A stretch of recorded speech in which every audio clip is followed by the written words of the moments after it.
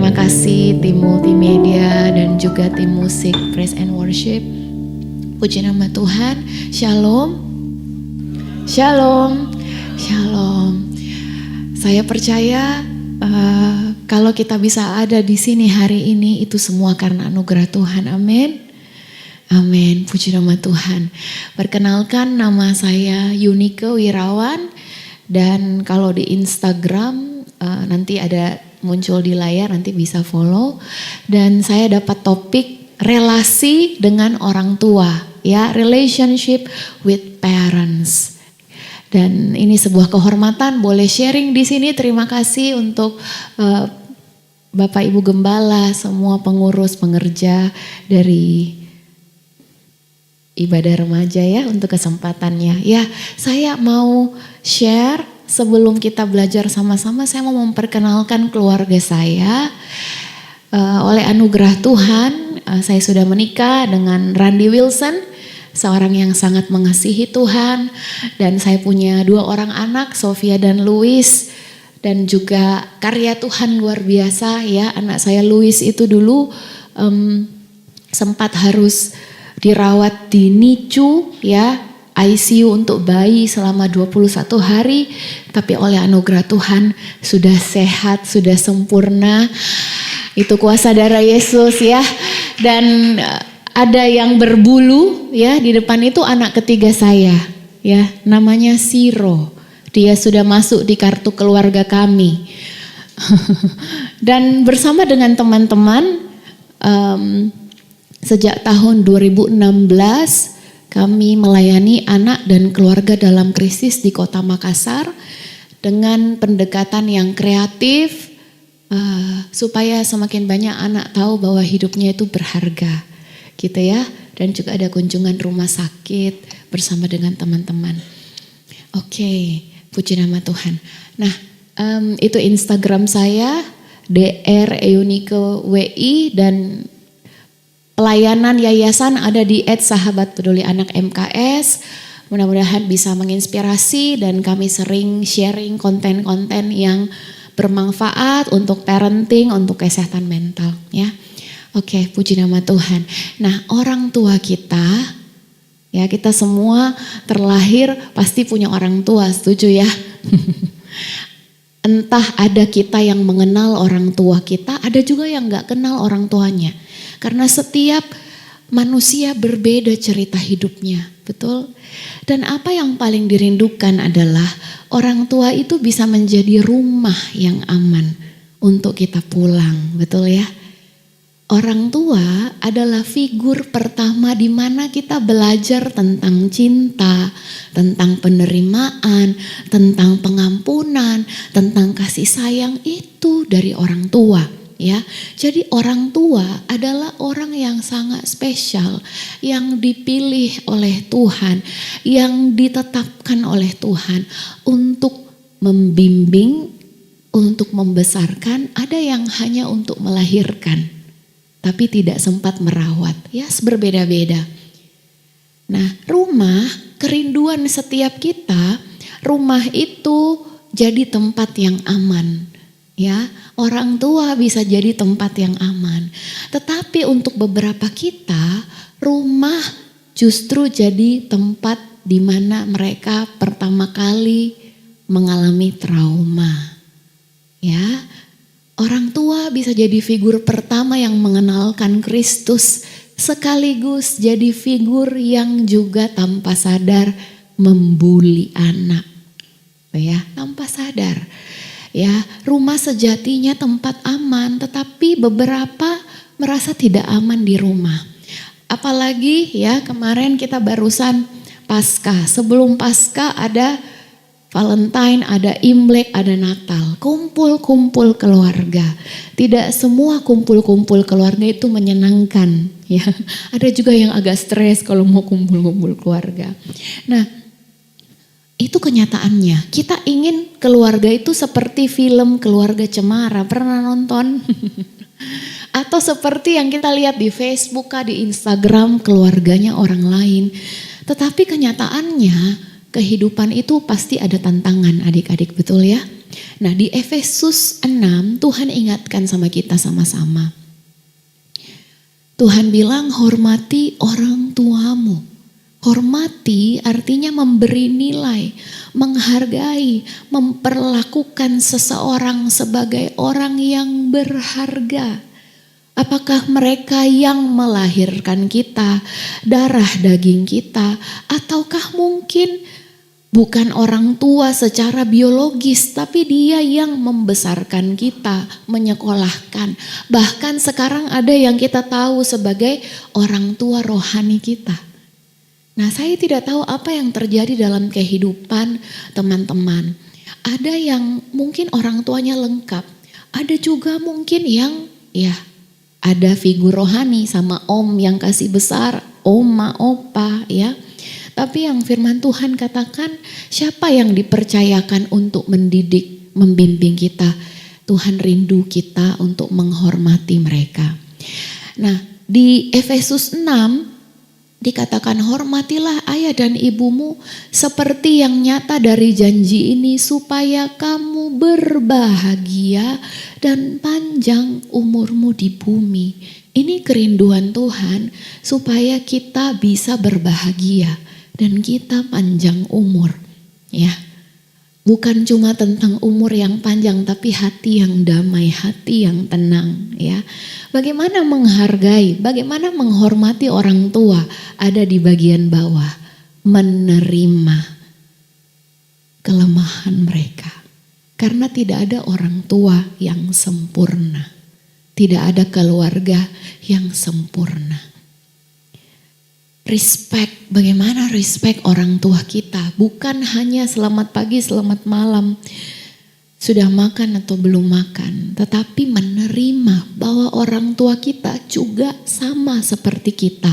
Orang yang berdosa, butuh anugerah Tuhan, punya kedanggingan, bisa salah, bisa hilaf, bisa lemah.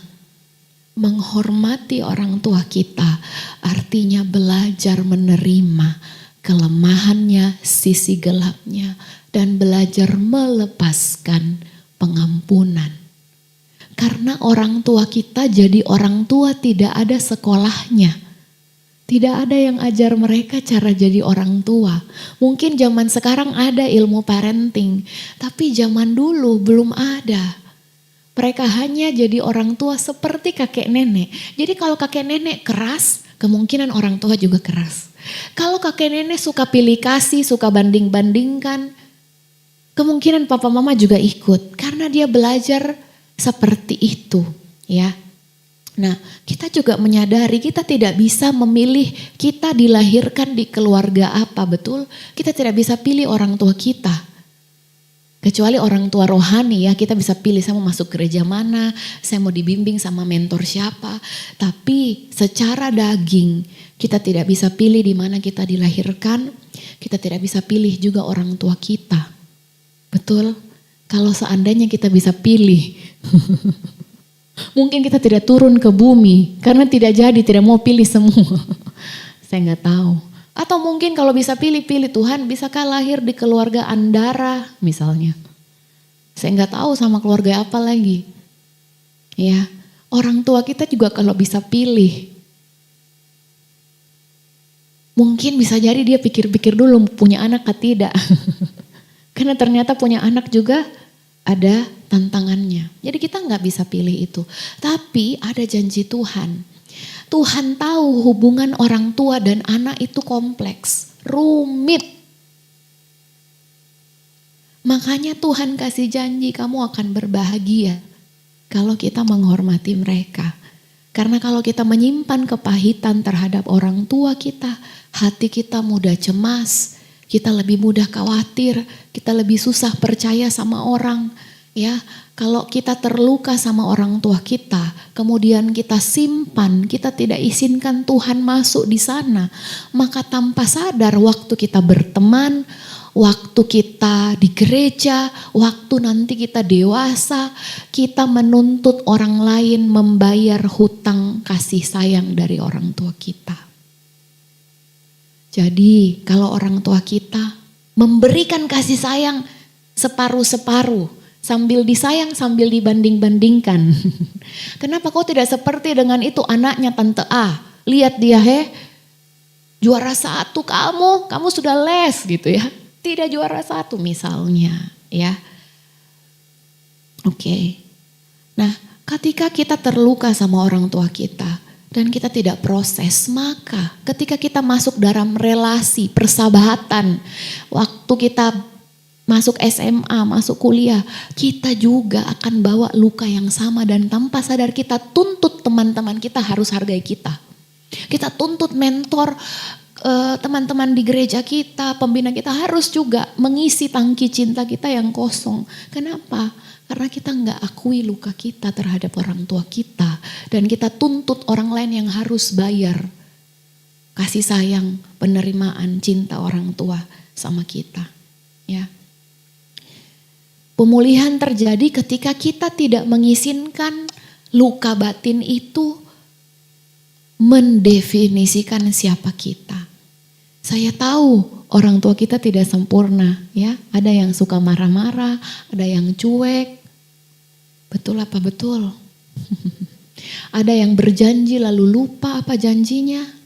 Ada yang tiba-tiba marah tergantung moodnya. Hari ini surga, besok neraka. Tergantung sedang ada cuaca apa di rumah ya. Tapi Tuhan ingatkan kita hari ini, relasi yang tidak selesai dengan orang tua akan buat kita terjebak dalam toxic relationship. Kita akan cari cinta yang semu, kita mudah tertolak, takut ditolak ya. Hati kita mudah kecewa kalau kita nggak selesaikan ini ya. Nah, luka kita karena orang tua kalau tidak diselesaikan itu akan muncul di masa depan ya.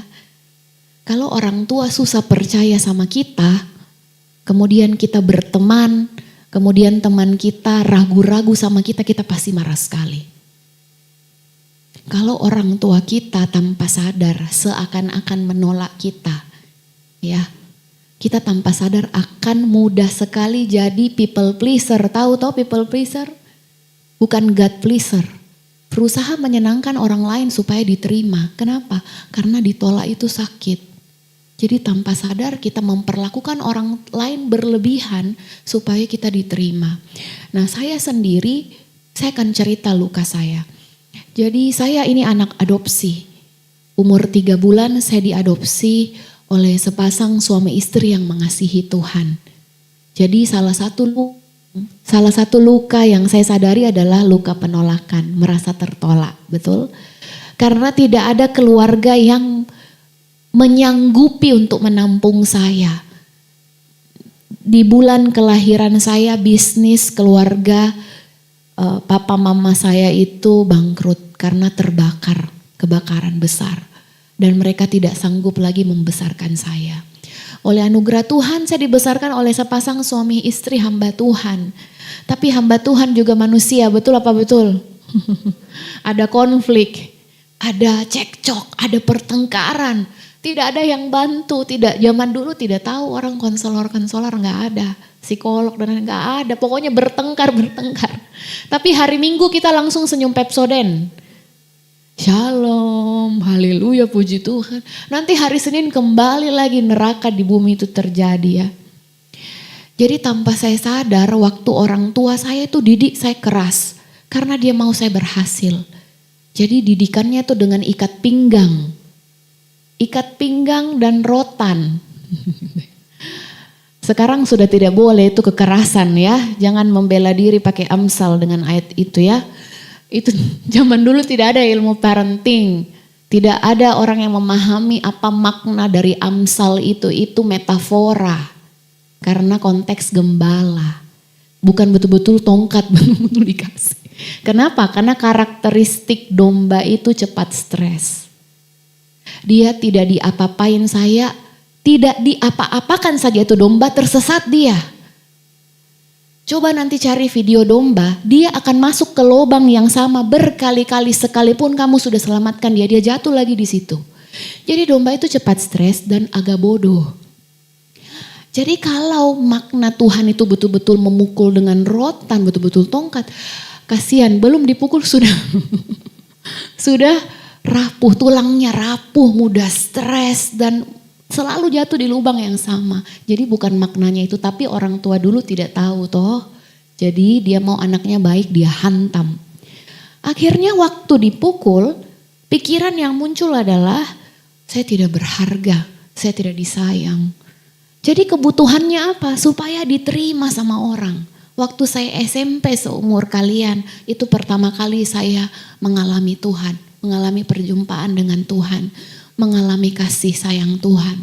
Dan akhirnya saya rajin sekali di gereja, biar gulung kabel itu semua saya gulung.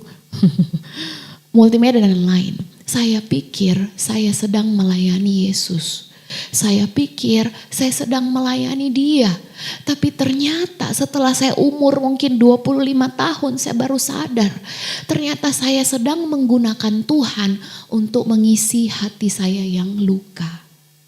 Kelihatannya saya melayani Tuhan. Tapi sebenarnya jauh di dasar hati saya butuh penerimaan dari gembala saya.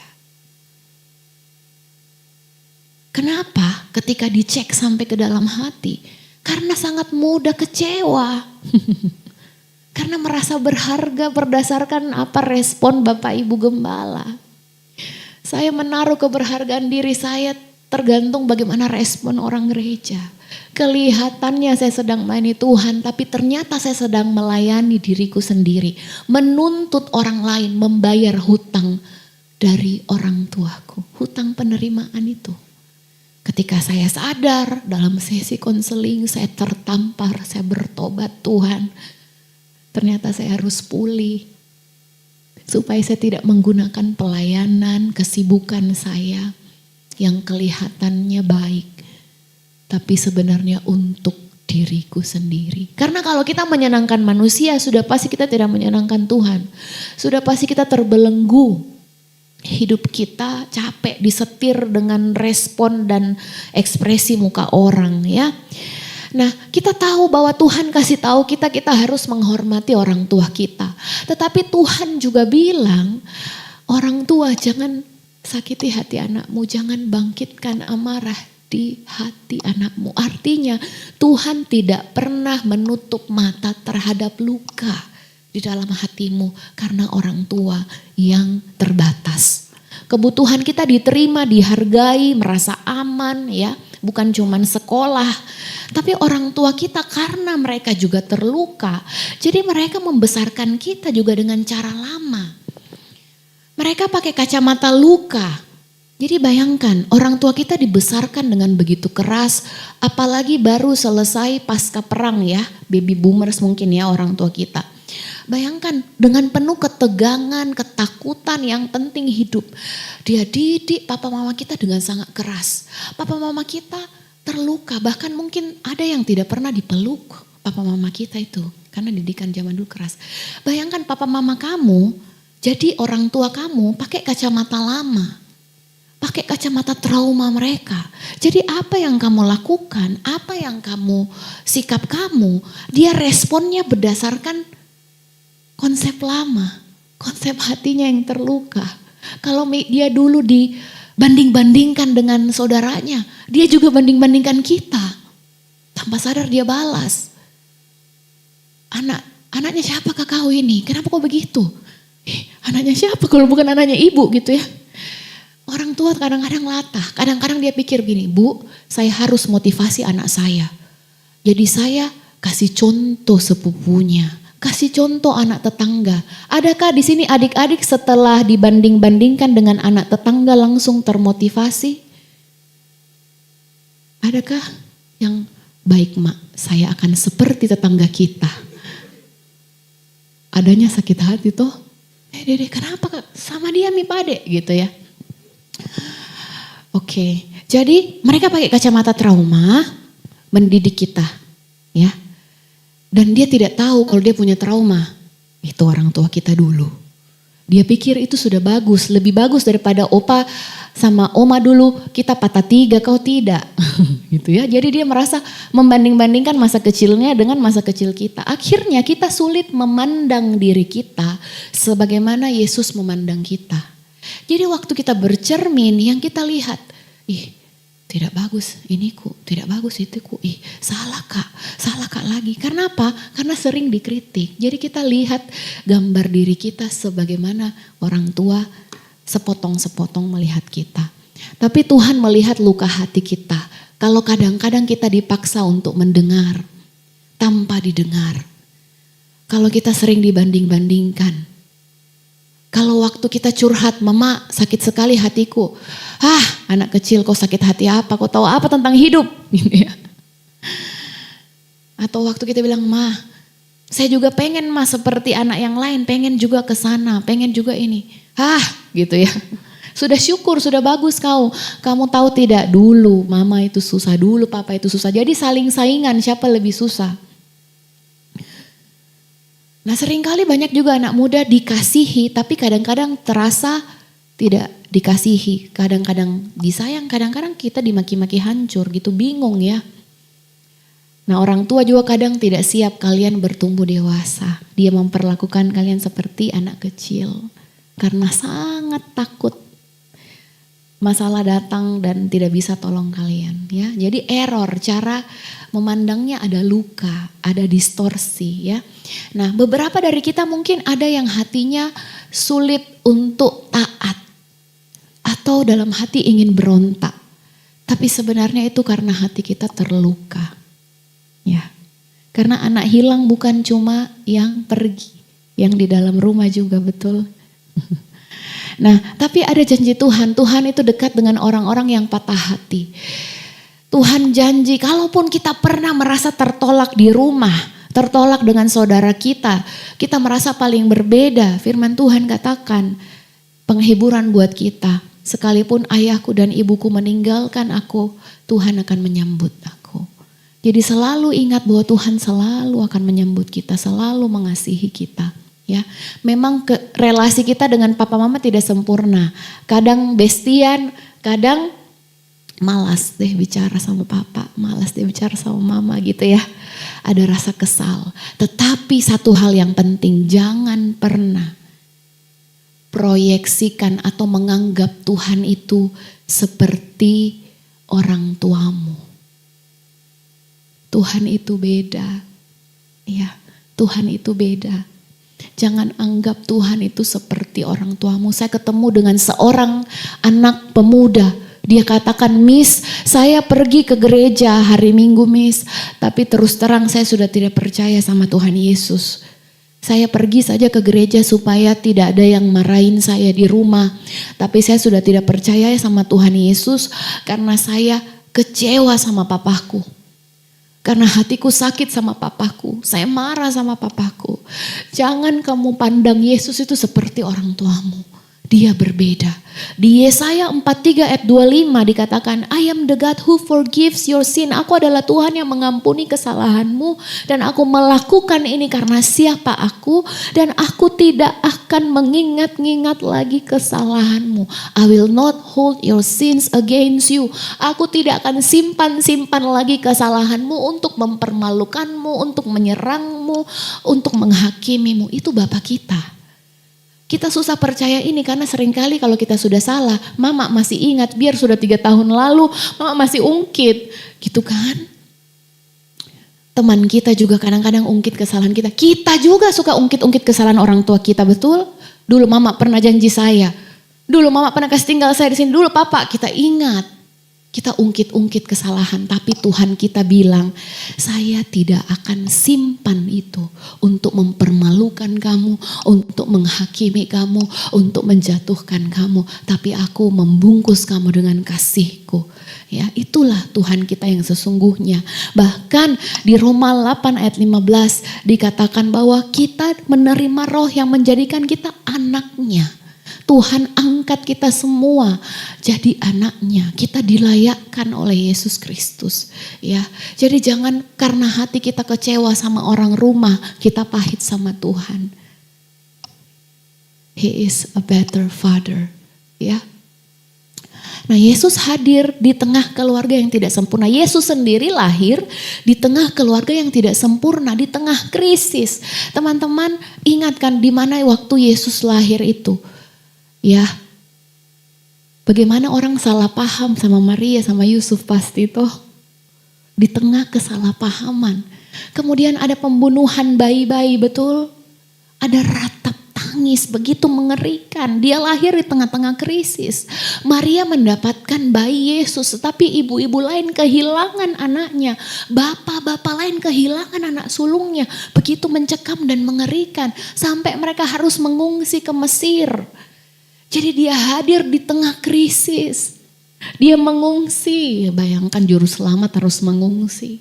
Jadi kalau kita merasa kita belum punya rumah, kita merasa belum punya tempat aman, Tuhan mengerti. Karena dia pun sampai harus mengungsi di Mesir. Ya, Yesus tidak asing dengan luka. Di Yesaya dikatakan ia dihina dan dihindari orang. Yesus memahami rasa ditolak, disalahpahami, rasa ditinggalkan. Atau seringkali orang tua tanpa sadar suka menyalahkan. Misalnya ada kambing hitam di rumah, ada anak yang selalu jadi dia nih pasti nih karena dia, ini dia lagi. Dan ada anak emas yang selalu disayang manjakan biasanya. Tapi kalau di sini tidak ada. Jadi ada yang seperti itu dan Tuhan ngerti. Bahkan mungkin ada yang dari kita merasa saya tidak sama dengan kakakku. Kakakku lebih pintar, saya nggak sama dengan adekku. Adekku lebih pintar, adekku lebih diperhatikan. Tuhan ngerti rasanya. Ya, dan Yesus juga mengalami hal yang sama. Kita lihat, dia juga mengalami momen di mana dia tidak dimengerti. Panggilannya tidak dipahami di Markus 3 ayat 20 sampai 21. Waktu itu sudah banyak kerumunan orang ya, orang-orang mengikuti Yesus. Yesus mengadakan mujizat dan memberikan pengajaran. Dan waktu kaum keluarganya mendengar itu, mereka datang hendak mengambil dia. Ya. Sebab kata mereka ia tidak waras lagi, tidak dipahami panggilan Tuhan. Ini keluarganya loh yang anggap dia tidak waras. Kenapa? Karena Tuhan terlalu sibuk, makan pun tidak sempat. Dia dikerumuni banyak orang hari Sabat tidak lakukan apa-apa, Yesus menyembuhkan orang. Jadi dianggap Yesus ini sudah kehilangan dirinya. Yesus tidak seperti anak yang ada dalam pikiran Maria dan Yusuf. Mungkin pikiran mereka harusnya tenang-tenang. Kenapa ini sibuk melayani, ini mungkin sudah tidak waras lagi. Dia ada di posisi tidak dimengerti, bahkan ditolak orang terdekat. Waktu dia pulang ke Nazaret, dia beritakan firman. Tapi ketika mereka sudah suka pengajarannya, mereka sadar, bukankah ia ini anak tukang kayu? Lalu mereka kecewa dan menolak dia. Yesus juga ditolak sama orang rumahnya, sama orang kampung halamannya, sampai dia katakan seorang nabi dihormati di mana-mana kecuali di tempat asalnya sendiri. Mereka kecewa dan menolak dia. Karena itu Ji yang kemarin tinggal di lorong sana kan. Anak tukang kayu gitu ya. Kita mungkin pernah mengalami itu, direndahkan, orang tua kita direndahkan, kita merasa ditolak. Kemudian disalahpahami oleh keluarga juga. Ya. Di Yohanes 7 ayat 5, sebab saudara-saudaranya sendiri pun tidak percaya kepadanya. Sakit kalau orang yang paling dekat sama kita tidak percaya kita. Yesus juga mengalami. Dia disalahpahami sama orang yang terdekat, itu paling sakit sudah. Saya yakin tidak ada yang sakit hati sama security kan? Tidak. Sama Shopee, pengantar Shopee? Tidak. Paling kalau dia lempar barang kita, kita komplain. Tapi kita bisa terluka sekali sama orang yang dekat sama kita, yang tinggal serumah. Ya, nah luka keluarga mungkin membentuk masa lalu kita, tetapi ya ini tadi ya saya terlambat. Luka keluarga mungkin membentuk masa lalu kita, tetapi kasih Bapa di surga yang akan membentuk masa depan kamu dan saya. Ya, oke, dia macet. Boleh dibantu next? Oke, ya, terima kasih. Jadi Yesus tahu persis apa yang kita rasakan. Ya, apa yang kita rasakan. Kita tidak nyamankah lihat adik kita, saudara kita, sepupu kita berhasil duluan? Yesus juga ngerti. Karena di keluarganya pun sendiri dia tidak dipercaya waktu itu. Ya, Yesus tahu persis semua yang kamu rasakan. Nah, saya mau tutup dengan cerita dari Nicky Cruz. Dia ini dibesarkan dari keluarga yang menyembah berhala. Dan orang tuanya itu kalau ngomong kasar. Kata-kata motivasinya itu adalah kau anak iblis. Kau nakal sekali, kenapa kau bisa hidup?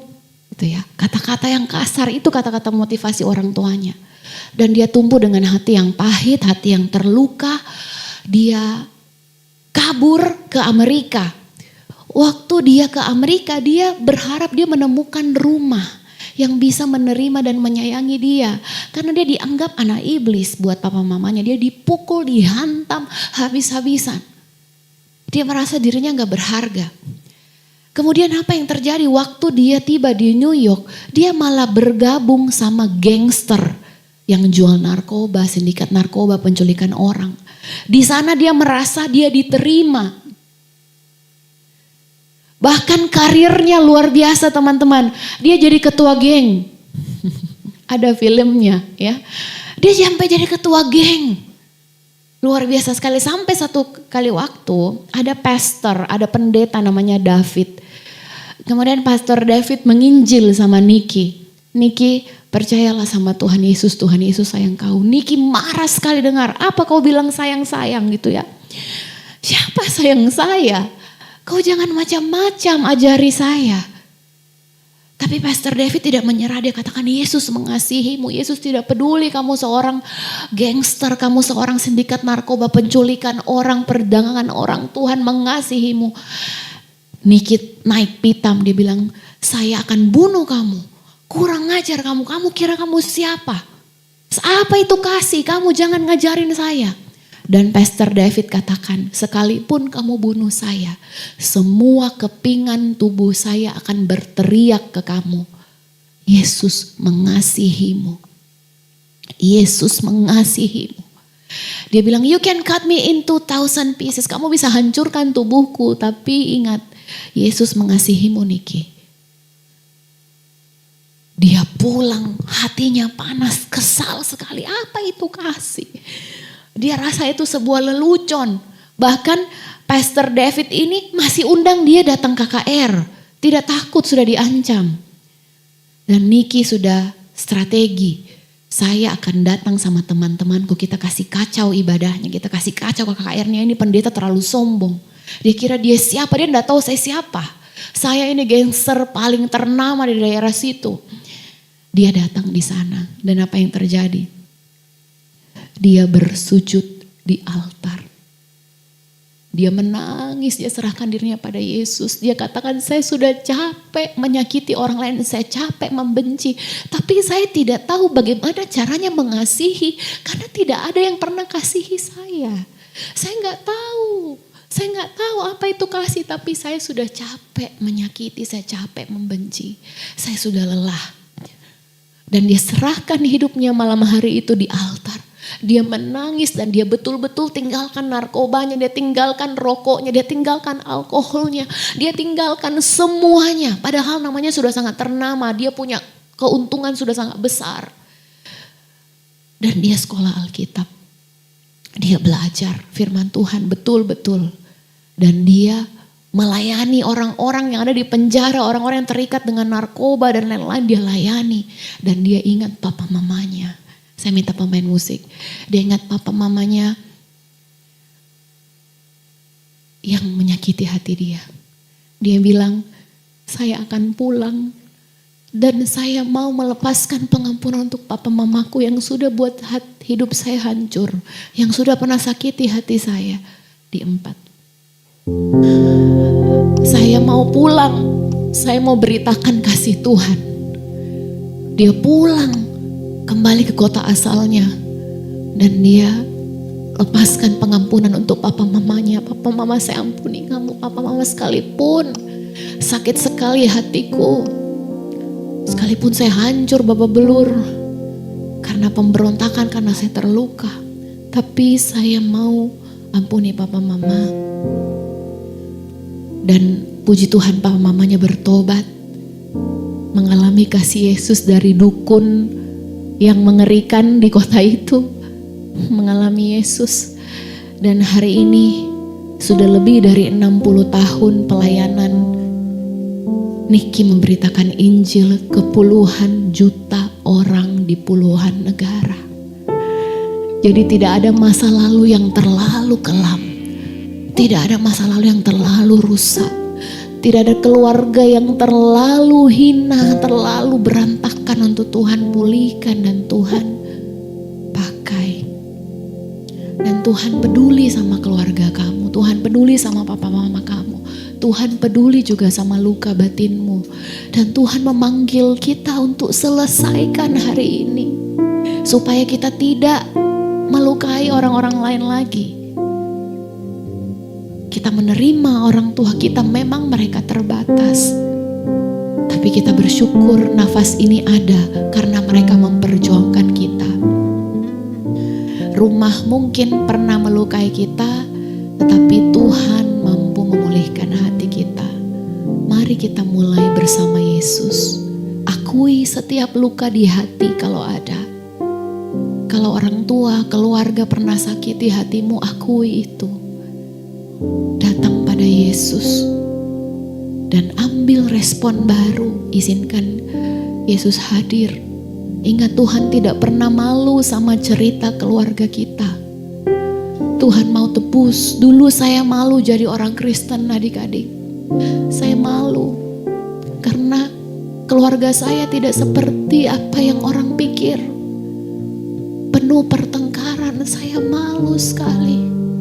Saya bilang kalau jadi orang Kristen begini, saya tidak mau jadi orang Kristen. Saya malu orang tahu identitas saya sebagai anak pendeta, saya tidak mau. Saya gak mau ke gereja. Tapi saya bersyukur Tuhan tidak menyerah. Bahkan hari ini saya bersyukur. Walaupun orang tua saya tidak sempurna, tetapi mereka lah yang membentuk saya sampai saya hari ini bisa begini. Tidak ada luka yang sia-sia. Sekalipun sakit, seringkali Tuhan izinkan untuk membentuk kita. Saya tidak malu mengakui saya anak dari suami istri hamba Tuhan yang pernikahannya gak sempurna. Rumah pun tidak serumah. Tapi ternyata Tuhan rindu masuk di retakan-retakan hatimu, di retakan keluargamu. Tuhan tidak cari yang sempurna. Tuhan cari yang mau. Dan Tuhan cari yang hancur dan patah. Yang mau dipulihkan. Kita gak bisa ubah orang tua kita. Itu kabar pahitnya. Kita semakin sakit kalau kita berharap orang tua kita berubah. Lepaskan. Terimalah mereka tidak sempurna. Tapi berubahlah untuk masa depanmu. Tuhan mau menebus kita. Tuhan mengasihi kita dan memandang kita indah. Atas nama orang tua kalian. Mungkin mereka gak hadir di sini, tapi saya mau bilang, saya minta maaf atas nama orang tua kalian. Kalau seringkali kami sebagai orang tua emosional, tuntut anak berubah, tapi kita sendiri belum berubah. Jadi saya atas nama orang tua, mohon maaf kepada hati setiap remaja. Bukakanlah hatimu lebih luas lagi. Orang tua kita sangat terbatas. Dan tidak untuk selamanya dia dampingi kita. Jadi hiduplah sebaik mungkin.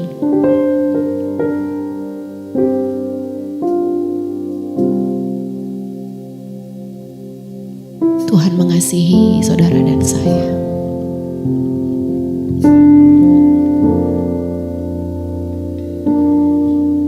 Tuhan memandangmu indah.